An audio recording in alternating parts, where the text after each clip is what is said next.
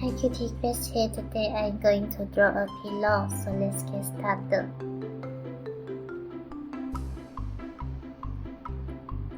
First,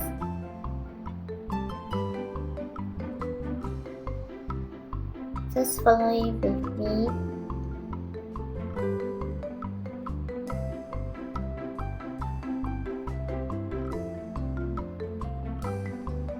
Draw a shape like this.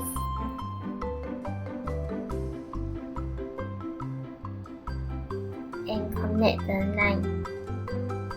Now draw two round big eyes inside with a circle and another smaller circle. A curve each side.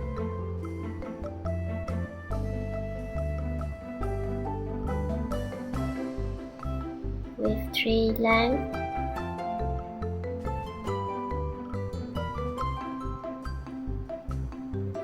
And the mouth.